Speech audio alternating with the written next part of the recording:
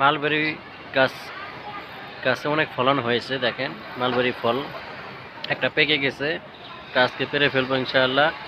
এই গাছটি আমরা একটি ছোট ঢাল থেকে লাগিয়েছিলাম।